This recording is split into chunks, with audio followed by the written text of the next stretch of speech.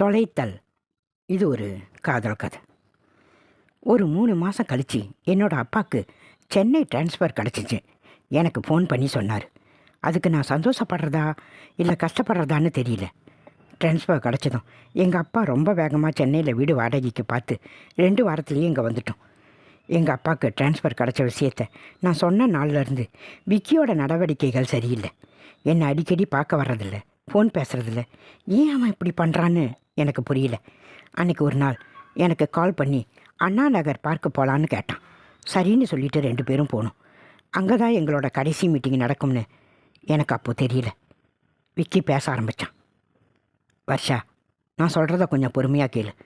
நான் அந்த முடிவை உடனே எடுக்கலை, நிதானமாக யோசித்து தான் எடுத்திருக்கேன். நான் காலேஜ் படிக்கும்போதே உன் மேலே விருப்பமாக தான் இருந்தேன். ஆனால் இங்கே வந்தப்போ அந்த மாதிரி இல்லை. நான் ஆபீஸ் வந்து 4 பேருக்கு பழகுனதுக்கு அப்புறம் என்னை நான் மாற்றிக்கிட்டேன். ஆனால் என்னை மறுபடியும் மாற்றினது நீ தான். உன்னோட லாஸ்ட் பர்த்டேக்கு ஈவினிங் ஷோ டிக்கெட் புக் பண்ணிவிட்டு உன்னோட ஹாஸ்டலில் வெயிட் பண்ணேன். அன்றைக்கி தான் உன்னை ஃபஸ்ட் டைம் மனோ கூட பார்த்தேன். எனக்கு ரொம்ப ஷாக் ஆகிடுச்சு. எப்படி விக்கிக்கு மனோவோட பேரெல்லாம் தெரிஞ்சிருக்கு? சுத்தமாக புரியலையே. அதே அதிர்ச்சியில் நான் அவன் பேசுகிறத கேட்டுக்கிட்டே இருந்தேன். விக்கி பேச ஆரம்பித்தான் மறுபடியும். உனக்கும் மனோவுக்கும் எப்படி பழக்கம் இருந்தாலும் என்னால் அதை ஈஸியாக எடுத்துக்க முடியல. இதை பற்றி உங்ககிட்ட பேசினா வழக்கம் போல் நான் ரொம்ப பொசிசிவாக இருக்கேன்னு நீ சொல்லிவிடுவேன். அதனால தான் நான் உங்ககிட்ட அதை பற்றி பேசவே இல்லை. ஆனால் என் மனசுக்குள்ளே அன்னையிலேருந்து பெரிய போராட்டமே நடந்துக்கிட்டு இருக்கு. உனக்கே தெரியும், நான் ஒரு கிராமத்தான். ஏதோ கொஞ்சம் படிச்சுட்டேன். இருந்தாலும் இன்னும் எனக்குள்ளே இருக்கிற கிராமத்தாங்குணம் இருக்கவே தான் செய்யுது. எங்கள் வீட்டில் எங்கள் அம்மா என் தங்கச்சியை பைக்கில் கூப்பிட்டுக்கிட்டு போகிறப்ப கூட அவளை 2 பக்கமும் கால் போட்டு உட்கார விட மாட்டாங்க. ஆனால் நீ மனோ கூட அன்னைக்கு அப்படி உட்காந்துருந்ததை பார்த்து ரொம்ப மனசு நொந்துட்டேன். இதையெல்லாம் உன் மேலே சந்தேகப்பட்டு பேசுகிறேன்னு மட்டும் நினைக்காத ப்ளீஸ். காலேஜில் படிக்கிற வரைக்கும் நமக்கு இந்த மாதிரி வாய்ப்புகள் வந்ததில்லை. நீயாக தான் இருந்த, நான் நானாக தான் இருந்தேன். ஆனால் இங்கே வந்ததுக்கப்புறம் ரியல் லைஃப்பை பார்க்குறப்ப விஷயங்கள் என்னை யோசிக்க வைக்கிது. கொஞ்ச நாளைக்கு முன்னாடி நான் ஃபோன் பண்ணுறப்பெல்லாம் செகண்ட் கால் போனப்போ நான் உன் ஹாஸ்டலுக்கு வந்து உங்ககிட்ட சண்டை போட்டேன். அன்றைக்கி நான் அப்படி பண்ணியிருக்கக்கூடாது. நல்ல வேலை அன்றைக்கி உன் ரூம்மேட் மட்டும் இல்லைன்னா உன்னை நான் இப்படி பார்த்துருக்கவே முடியாது. ஆமாம், கொஞ்ச நாளுக்கு முன்னாடி விக்கி என் ஹாஸ்டலுக்கு வந்து வெளியே நின்று பேசிக்கிட்டு இருந்தப்ப எனக்கும் அவனுக்கும் சண்டை வந்துடுச்சு. விக்கி கோபத்தில் அவன் ஃபோனை கீழே போட்டு உடச்சிட்டான். வார்டன் வந்து அவனை போக சொல்லவும் தான் அங்கேருந்து போனான். அன்றைக்கி அவன் கோவப்பட்டதுலேயும் நியாயம் இருந்துச்சு. ஆஃபீஸ் விஷயமா நான் மனோக்கிட்ட அந்த மாதம் ரொம்ப நேரம் பேசுகிற மாதிரி இருந்துச்சு. அந்த ஆஃபீஸ் சேர்ந்த 2 வருஷத்துலேயே இப்படி யார்கிட்டையும் நான் பேசியதில்லை. அன்றைக்கி அந்த சண்டையில் நான் கொஞ்சம் முட்டாள்தனமாக எலி மருந்து சாப்பிட்டுட்டேன். ரொம்ப நேரமாக யார்கிட்டையும் சொல்லலை. என்னோடய ரூம்மேட் ஒருத்தவங்க கண்டுபிடிச்சி தான் என்னை ஹாஸ்பிட்டலுக்கு கூப்பிட்டு போனாங்க. விக்கி பேசுவதை மறுபடியும் கேட்டேன். அன்றைக்கி நான் முடிவு பண்ணிட்டேன், என்னால் உனக்கு எந்த பிரச்சனையும் வரக்கூடாதுன்னு. அதனால தான் அன்னையிலேருந்து உங்ககிட்ட ரொம்ப கோவப்படுறதை நிறுத்திட்டேன். அன்னைக்கு உன்னை மனோ கூட கோயம்பேடில் பார்த்தப்போ கூட அதான் நான் கோவப்படலை. நான் அங்கேருந்து கிளம்பிட்டேன். நீ கொஞ்ச நாளைக்கு முன்னாடி உங்கள் அப்பா இங்கே ட்ரான்ஸ்ஃபர் ஆக போகிறாருன்னு சொன்னேன். ஸோ உன் ஃபேமிலி இங்கே வர்ற வரைக்கும் உனக்கு பிரச்சனை தராமல் பார்த்துக்கிட்டேன். இப்போது உன்னோட ஃபேமிலி இங்கே வந்துட்டாங்க. இனிமேல் எனக்கு பிரச்சனை இல்லை, அவங்க உன்னை பார்த்துக்குவாங்க. இவ்வளவு நேரம் பொறுமையாக இருந்த நான், டேய் இப்போ என்ன தான் நீ சொல்ல வர? எல்லாம் முடிஞ்சிடுச்சா? அவ்வளவுதானா அப்படின்னு கேட்டேன். ஆனால் விக்கி, ஆமாம் வர்ஷா, இதுக்கு மேலேயே என்னால் நடிக்க முடியாது. நீ பண்ணுற விஷயங்களை இவ்வளவு நாளாக ரொம்ப நான் பொறுத்து போயிட்டேன். இப்போ உன் ஃபேமிலி இங்கே வந்துட்டாங்க, அவங்க உன்னை பார்த்துக்குவாங்க. அட்லீஸ்ட் அவங்களுக்கிட்டையாவது நீ உண்மையாயிரு. நீ எப்படி என்கிட்ட வந்தியோ அப்படியே தான் உன்னை உன் ஃபேமிலிக்கிட்ட கொடுக்குறேன். இனிமேல் என்னை தேடாத அப்படின்னு சொல்லிவிட்டு அவன் பாட்டுக்கு எந்திரிச்சு போயிட்டான். நான் ரொம்ப நேரம் அங்கே தனிமையாகவே உட்காந்துருந்தேன். அதுக்கு மேலே எனக்கு பொறுமை போயிடுச்சு. நான் எழுந்திரிச்சு வீட்டுக்கு போயிட்டேன். அன்றைக்கி நான் அவனை பார்த்தது தான் கடைசி. அதுக்கப்புறம் பார்க்கவே முடியல. ஃபோன் நம்பரை மாற்றிட்டான், வேறு ஆஃபீஸ் போயிட்டான். எல்லாமே மாறிடுச்சு. எனக்கு கொஞ்ச நாள் பைத்தியம் பிடிச்ச மாதிரி இருந்துச்சு. மற்ற லவ்வர்ஸ் எப்படி தின்னு தெரியாது. ஆனால் நாங்கள் 2 பேரும் உண்மையாகவே லவ் பண்ணணும். அன்றைக்கி அவன் சொன்னது உண்மைதான். என்னை கொஞ்சம் சிலுமிசம் பண்ணுவான். ஆனால் ஒரு நாள் கூட அவன் என்கிட்ட தப்பாக நடந்துக்கிட்டதில்லை. இந்த 5 வருஷத்தில் எத்தனையோ சந்தர்ப்பங்களில் அவன் இடத்துல வேறு யாராச்சும் இருந்திருந்தா கண்டிப்பாக இன்றைக்கி நான் கற்போடு இருந்திருக்க முடியாது. உண்மையிலேயே அவன் கிராமத்தான் தான். ஆனாலும் அவன் என்னை இப்படி விட்டுட்டு போவான்னு நான் கொஞ்சம் கூட எதிர்பார்க்கல. அவனோட ஆஃபீஸ் ரூம் எங்கே போயும் அவனை பார்க்க முடியல. ஒரு ஸ்டேஜில் அவன் உயிரோட இருக்கானான்னே கூட எனக்கு தெரியாமல் போயிடுச்சு. அப்படி இருக்கையில் ஒரு நாள் விக்கியோட ஃப்ரெண்டு ராஜேஷை பார்த்தேன். நான் ராஜேஷை பார்த்ததும், ராஜேஷ் எப்படி இருக்கீங்க? ராஜேஷ் சொன்னான், நான் நல்லா இருக்கேன் வர்ஷா. நான் கேட்டேன், ராஜேஷ் தப்பாக எடுத்துக்காதீங்க, எனக்கும் விக்கிக்கும் பிரச்சனை. ரொம்ப நாளாச்சு அவனை பார்த்து. ஃபோன் நம்பர் மாற்றிட்டான். அவன் ஃபோன் நம்பர் இருந்தால் தர முடியுமா?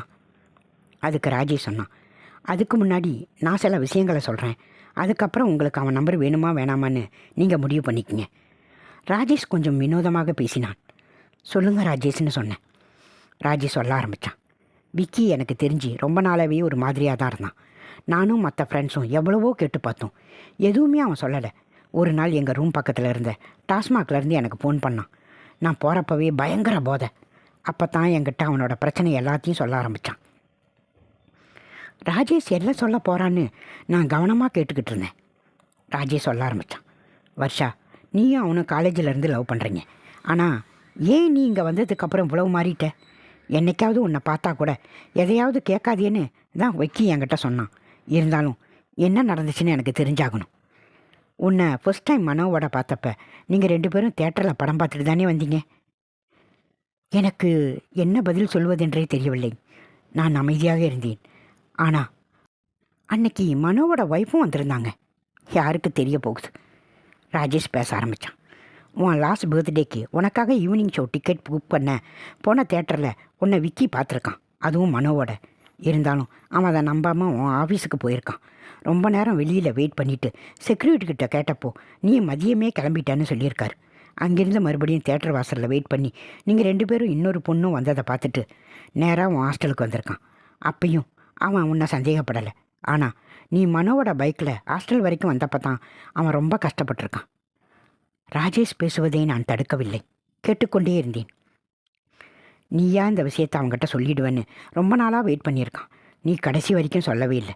இன்னொரு நாள் உன் ஹாஸ்டலுக்கு மேட் உனக்கு ஃபோன் பண்ணி நீ எடுக்கலை, அப்புறம் சுவிட்ச் ஆஃப் ஆகிடுச்சின்னு விக்கிக்கு ஃபோன் பண்ணி சொல்லியிருக்காங்க.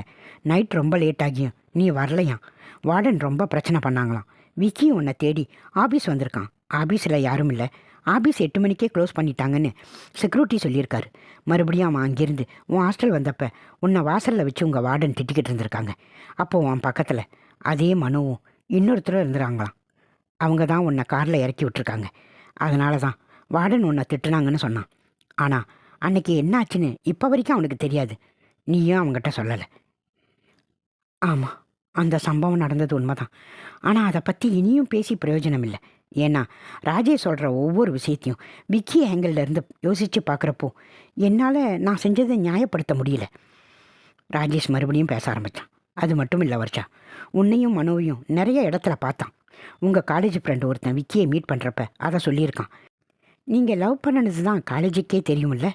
அதான் விக்கிக்கிட்ட வந்து நீயும் வர்ஷாவும் இப்போ லவ் பண்ணலையான்னு கேட்டானான். அன்னைக்கு கூட அவன் ரூமுக்கு வரும்போதே ரொம்ப சரக்கடிச்சிருந்தான். அன்னைக்கும் எங்ககிட்ட என்ன பிரச்சனைன்னு சொல்லலை. ராஜேஷ் ஒவ்வொன்றா சொல்ல சொல்ல எனக்கு அழனும் போல தோணுச்சு. இவ்வளவு கஷ்டத்தையும் மனசுக்குள்ளேயே வச்சுக்கிட்டு இருந்திருக்கானே விக்கின்னு ஓன்னு அழனும் போல தோணுச்சு. ஆனாலும் ராஜேஷ் சொல்கிறத தடுக்க வேணாம்னு அமைதியாக கேட்டுக்கிட்டே இருந்தேன். ராஜேஷ் பாட்டுக்கு சொல்ல ஆரம்பித்தான். இது எல்லாத்தையும் விட உன் ஆஃபீஸில் கார்த்தின்னு ஒரு பையன் உன்னோட ப்ரப்போஸ் பண்ணினானாமே, அதை கூட நீ விக்கிக்கிட்ட சொல்லலை. அவனுக்கு ஆஃபீஸில் நடந்த நிறைய விஷயத்த மனோ தான் விக்கிக்கிட்ட சொல்லியிருக்காரு. உன்னை மனோவோட கோயம்பேடில் விக்கி பார்த்த அன்னைக்கு மனோ உன் ஃபோனில் இருந்து விக்கி நம்பரை எடுத்திருக்காரு. நீ ஊருக்கு போன அடுத்த நாளே விக்கியும் மனோவும் மீட் பண்ணியிருக்காங்க. மனோ விக்கிக்கிட்ட சொன்னதெல்லாம் ஒன்று தான். வர்ஷா லவ் பண்ணுற விஷயத்த ஆஃபீஸில் யார்கிட்டையுமே சொன்னது கிடையாது. சொல்லியிருந்தாலே பாதி பிரச்சனை சால்வ் ஆகியிருக்கும். கார்த்தி என் ஃப்ரெண்டு தான். அவன் அவளுக்கு ப்ரப்போஸ் பண்ணப்போ கூட வர்ஷா அவங்க லவ்வை பற்றி எதுவுமே சொல்லலை அப்படின்னு விக்கிக்கிட்ட சொல்லியிருக்கான். இவ்வளவு தான் விக்கிக்கு தெரியுமா, இல்லை இன்னும் தெரியுமோன்னு எனக்கு தலையே சுற்ற ஆரம்பிச்சது. மனோ மேட்டரில் தான் என்னை தப்பாக புரிஞ்சுக்கிட்டான்னு நினச்சேன். ராஜேஷ் மறுபடியும் பேச ஆரம்பித்தான். என்னோட பதில் அவன் எதிர்பார்க்குற மாதிரியே தெரியல. நான் கூட சொன்னேன், சரி நீங்கள் 2 பேரும் உட்காந்து பேச வேண்டியது தானேன்னு. ஆனால் அவன் அதுக்கு ரொம்பவே யோசித்தான். உங்ககிட்ட எப்படி இதையெல்லாம் சொல்லி புரிய வைக்கிறதுன்னு பயந்தான். அப்படி பேச போய் நீ அவனை விட்டுட்டு போயிடுவியோன்னு பயந்தான். அதான் உங்ககிட்ட பேச அவனுக்கு தைரியம் வரல. அதை விட முக்கியமாக நீ உன் லாஸ்ட் பர்த்டேக்கு மனோவோட வெளியே போயிட்டு வந்தப்ப விக்கி உன் ஹாஸ்டல் பக்கத்தில் இருக்க டீ கடைக்கிட்ட தான் வெயிட் பண்ணிக்கிட்டு இருந்தான். உன்னை ஹாஸ்டல்கிட்ட இறக்கி விட்டுட்டு அங்கே வந்த மனு டீ கடையில் வந்து தம் அடிச்சுக்கிட்டே உனக்கு ப்ரப்போஸ் பண்ண கார்த்திக்கிட்ட பேசியிருக்கான். அப்போ அவன் என்ன சொன்னான் தெரியுமா? கார்த்தி, நீ தாண்டா முட்டாள்தனமாக ப்ரப்போஸ் பண்ணி சொதப்பிட்ட. நான் உன்ன மாதிரியெல்லாம் கிடையாது. இன்றைக்கி கூட படத்துக்கு போயிட்டு தான் வந்தோம். என் ஒய்ஃபு கூட பெருசாக சந்தேகமெல்லாம் படலை. ஆக்சுவலாக என் ஒய்ஃப் தான் தியேட்டரில் இருந்து ஹாஸ்பிட்டலில் இறக்கி விட சொன்னான்னு பேசிக்கிட்டு இருந்தான். இதை ஏன்டா வர்ஷா கிட்ட சொல்லலைன்னு கேட்டேன். அப்போதைக்கு சொன்னான், நீ நம்ப மாட்டேன்னு சொன்னான். ராஜேஷ் பேச ஆரம்பித்ததுலேருந்து ஒவ்வொரு நேரமும் ரொம்ப அமைதியாக இருந்த நான் ஒரே ஒரு கேள்வி மட்டும் கேட்டேன். ராஜேஷ் இவ்வளவு பொறுமையாக இருந்தவன் ஏன் கடைசியில் என்னை விட்டுட்டு போனான்? அதுக்கு ராஜேஷ் சொன்னான், அது எனக்கு ஏன்னு தெரியல. ஆனால் நீ இவ்வளவு நேரம் நான் சொல்கிறதுக்கெல்லாம் அமைதியாக இருக்கிறத பார்க்குறப்ப விக்கி பண்ணதில் ஒரு நியாயம் இருக்குன்னு தோணுது. இருந்தாலும் நானும் இதே கேள்வி அவன்கிட்ட கேட்டேன். அவன் என்ன சொன்னான் தெரியுமா? இவ்வளவு நாள் அவள் தான் உலகம்னு ஓடிக்கிட்டு இருந்துட்டேன். ஆனால் அவள் என்னை புரிஞ்சிக்காமல் எவ்வளவோ விஷயத்தை மறைக்க ஆரம்பிச்சிட்டான். நாளைக்கு நான் கல்யாணம் பண்ணதுக்கப்புறம் என்றைக்காவது ஒரு நாள் எங்களுக்குள்ளே ஒரு சண்டை வந்தா இதை பற்றி நான் பேசாமல் இருக்க முடியுமான்னு தோணலை. அதனால் அவளை கல்யாணம் பண்ணி நான் கஷ்டப்பட்டு வாழ்கிறது, நான் அதுக்கு பேசாமல் ஒதுக்கிக்கிறது நல்லதுன்னு சொன்னான். இதை கேட்டதுக்கப்புறம் எனக்கு ராஜேஷ்கிட்ட என்ன சொல்கிறதுன்னே தெரியல. இருந்தாலும் ஒன்று கேட்டேன். ராஜேஷ், நீயும் என்னை தப்பாக தான் நினைக்கிறியா அப்படின்னு கேட்டேன். ராஜேஷ் சொன்னான், நான் உன்னை பற்றி நினைக்கிறதுக்கு என்ன இருக்குது வர்ஷா. ஆனால் விக்கி உன்னை கடைசி வரைக்கும் எப்படி நினச்சான்னு தெரியாது. ஆனால் இப்போவும் உன்னை அவன் லவ் பண்ணிக்கிட்டு தான் இருக்கான். ஏன் தெரியுமா? என்னை தவிர வேறு யார்கிட்டையும் உன்னை பற்றி அவன் பேசினதே கிடையாது. அவங்கிட்ட மற்றவங்க எவ்வளவோ கேட்டு பார்த்தாங்க, யார்கிட்டையும் சொல்லலை. ஏண்டா என்கிட்ட மட்டும் சொன்னேன்னு நான் கேட்டப்ப, மச்சி நீ ஒருத்தந்தாண்டா என்னை முழுசாக தெரிஞ்சுக்கிட்டவன். என்னையும் அவளையும் நீ தப்பாக நினைக்க மாட்டேன்னு தெரிஞ்சுதான் நான் உங்ககிட்ட சொல்கிறேன்னு சொன்னான். எனக்கு என்ன சொல்கிறதுன்னே தெரியல. சத்தமாக அழணும் போல் இருந்துச்சு. ராஜேஷ்கிட்ட விக்கி நம்பர் வாங்கணும்னு எனக்கு தோணவே இல்லை. அப்படியே அங்கேருந்து கிளம்பிட்டேன். கடைசியாக அவன் என்னை விட்டுட்டு போனதுக்கு காரணம் எனக்கு ஓரளவு தெரியும். அவங்கிட்ட நான் மறுபடியும் மனோ கூட வெளியே போக மாட்டேன்னு விக்கி கிட்ட ப்ராமிஸ் பண்ணியிருந்தேன். ஆனால் அதுக்கப்புறம் என்னோடய விதி 2 தடவை மனோ கூட வண்டியில் போகிற மாதிரி அமைஞ்சிடுச்சு. ஒரு நாள் அப்படி போகிறப்போ நான் விக்கியை பார்த்த மாதிரி ஒரு ஞாபகம். அன்னைக்கு நான் என் சாலை வச்சு முக்காடு போட்டிருந்தா அவன் என்னை விட்டு போயிருக்க மாட்டான். ஆனால் எனக்கு அப்படி அவனுக்காக ஒளிஞ்சி வண்டியில் போகணும்னு தோணலை. ராஜேஷ் சொன்ன ஒவ்வொரு விஷயத்துக்கு பின்னாடியும் என்ன நடந்துச்சுன்னு எனக்கு மட்டும்தான் தெரியும். ஆனாலும் இதை போய் மறுபடியும் விக்கிக்கிட்ட பேச அவனோட காதலை திருப்பி வாங்குறதுல அர்த்தமே இல்லை. இவ்வளவு வலியையும் தாங்கிக்கிட்டு இத்தனை நாளும் எப்படி என்கிட்ட நடித்தான், எப்படி நடித்தான்னு சொல்ல முடியாது. ஏன்னா அவ்வளவு நல்லா என்னை பார்த்துக்கிட்டான். என் ஃபேமிலி இங்கே வந்ததுக்கப்புறம்தான் அவனாக ஒதுங்கியிருக்கான். எல்லா விஷயத்தையும் விக்கிக்கிட்ட நான் சொல்லியிருந்தா இன்றைக்கி இப்படி ஒரு நல்ல காதலை நான் தொலைச்சிருக்க மாட்டேன். நான் தப்பு பண்ணேனா இல்லையான்னு என் மனசாட்சிக்கு தெரியும். ஆனால் தெரிஞ்சு பண்ண ஒரே தப்பு, பெரிய தப்பு, நான் எல்லாத்தையும் விக்கிக்கிட்டேருந்து மறைச்சது தான்.